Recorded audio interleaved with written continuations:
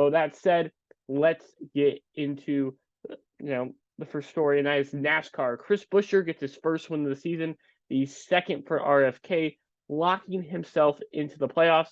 And with only 4 races left and 12 winners, he is confirmed to not be pushed out via a win.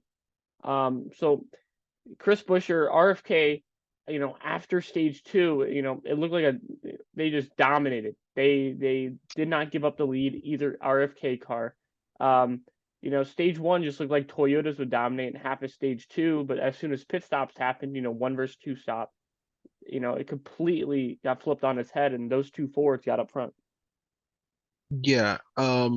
Early on in the race, I remember during stage 1, I was in a voice chat with a few people, and they were saying that like some of the Fords and Truex, for example, were doing stupid strategies. They were doing one stoppers while everyone else was doing two stoppers, and you could see them dropping through the field and this and that.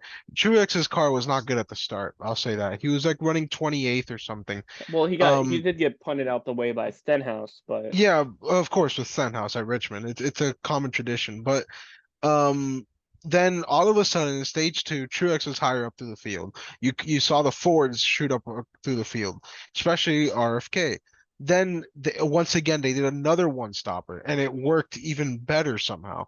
So then by the time that stage 3 rolled around, they had way more tires. They were way more comfortable mentally, mhm, and on the that's opposite end from yeah, last time exactly, around. and I Yeah. feel like that helped them a lot because they knew that they didn't have to worry about spinning, about wrecking.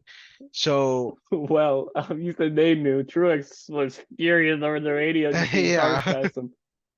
um, but then yeah, RFK did a master class in the second half of the race, the last 200 laps or so. Great job by them. It showed really what they can do when they get on it, and I'm happy to see them improve. I feel like that's showing a lot about what Brad Keselowski can do as a Mhm. team owner and as a driver, which is something that we haven't seen in about 30 years. An owner driver legitimately being good, maybe 40 years almost. So it's very interesting to see that. And everyone, last season, like, why would you make this move from Penske over to RFK? Well, RFK this season has, in my eyes, been the best Ford team. I know Penske has 2 wins with, Blaney and Logano. Besides the lone Ford of Logano in my eyes and Kevin Harvick, on a team standpoint, RFK has been just outside, either inside the top 10 or just outside of it. While we've seen Penske week to week, Blaney and Cindric struggle, and Logano's the only high note for that team. So it just shows that they're the best team. They're the best team. I would say besides Joe Gibbs as a whole, being able to kind of stay with each other and produce consistent results. Since we're on the topic of Ford, SHR has been struggling all season. In this race, they had all 4 of their cars inside the top 10.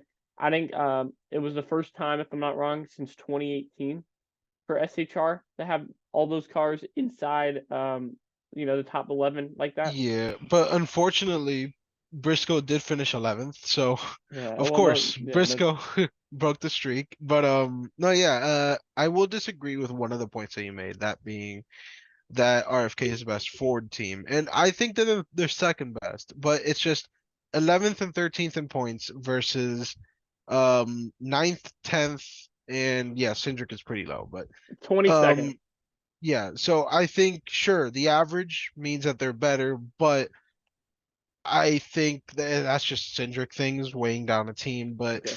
Logano and Blaney have been pretty good this season. I think from a driver standpoint, Penske's better. From a car standpoint, honestly, they're even. Penske and RFK. So maybe maybe I can see an edge to RFK. It's just they're very even. But yeah, SHR Well, did very good at Richmond. I was surprised. I want to butt in Uh, here. You say they're even, right?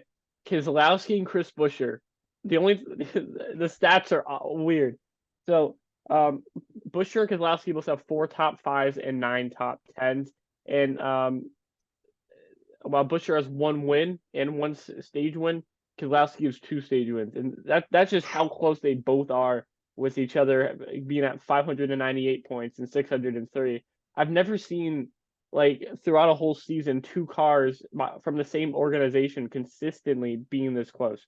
Like they might, like they might be maybe from 1 week 5 points away from each other, but the next week, they're completely Not different. only But that, RFK has been consistent. but Keselowski this season has scored over 100 stage points, while Buescher only has like 70. So Okay.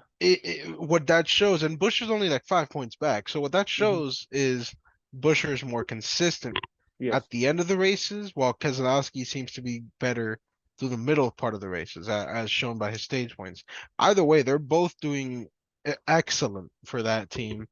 And I hope to see that team grow Hmm. because I can almost classify RFK in the same category as Trackhouse and 23XI with being new teams because let's be real, it was a whole restructuring of the A team. rebrand. Yeah. Yeah, it was a rebrand. The name changed, the driver changed, the main driver, the scheme changed, everything changed about the team.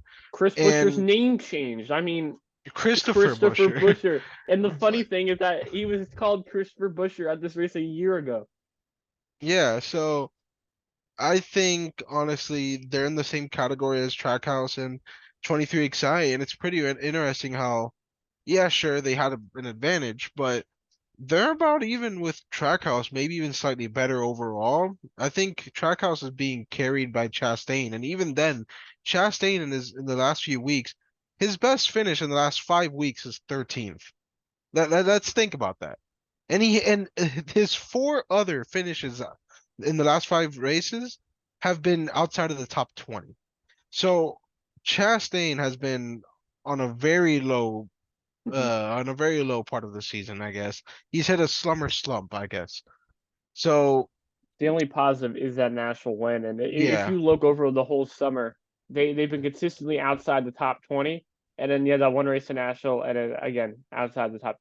I mean, I don't know what's going on with that team. Hmm. Suarez, like, has been struggling. I know, some of these incidents aren't his fault, but Wallace, let's just jump on the cut line here. Wallace was plus 18 and is now plus 53, which I just found, like, it blew my mind, because I thought Wallace would be someone who um is on the cut line, someone who wouldn't be able to make it to the playoffs. I didn't have him making it in the playoffs, but after this week, you know, we have 2 road courses coming up, a plate track. I think that Wallace is going to struggle on the road course, but you have Michigan, which Wallace showed speed at last year. If I'm not mistaken, he got his first ever pole at Michigan here last year.